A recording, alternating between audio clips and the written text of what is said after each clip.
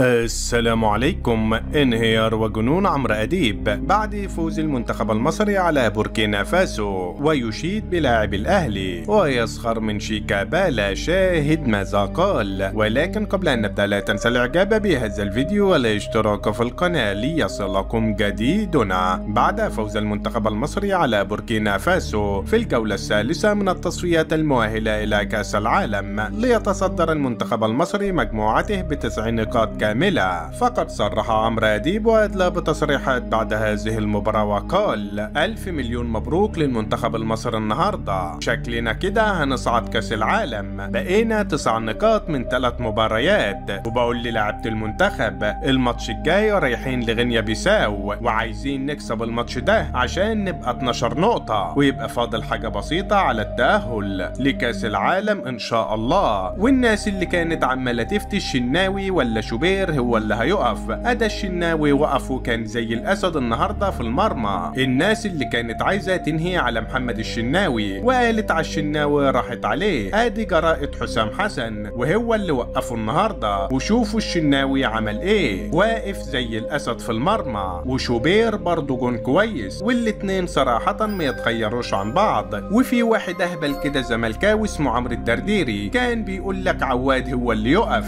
عواد ايه يا عم دلوقتي؟ وبصراحة كده لازم نرفع القبعة للنادي الأهلي. النهاردة حسام حسن حاطط 6 في التشكيلة الأساسية من لعيبة الأهلي غير اللي نزلوا احتياطي. هو ده الأهلي اللي دايما بيدعم المنتخب. الأهلي كويس يبقى المنتخب كويس. الحكاية دي عارفينها من زمان. وشيكابالا طالع لك اليومين اللي فاتهم بيقول لك أنا شكلي هعتزل اللعب الدولي، لو أنا مش هروح المنتخب. لا اعتزل دولة أحسن لك، مش عايزين عواجيز في المنتخب الله يخليك. وانا عاجبنا قوي طريقة حسام حسن مع محمد صلاح، الاتنين اتصالحوا وبقوا سمنة على عسل، والاتنين بقوا حبايب، وعايزين الاتنين دول يدعموا بعض. وبصراحة حسام حسن محتاج لمحمد صلاح، بس انا خايف محمد صلاح يكسر الهداف التاريخي للمنتخب ب76 هدف رقم حسام حسن يروح يكسر دماغه. ده اللي انا خايف منه. بس مبروك للمنتخب، وان شاء الله شكلنا كده رايحين كأس العالم. وفي النهاية لا تنسوا الاعجاب بهذا الفيديو والاشتراك في القناة ليصلكم جديدنا.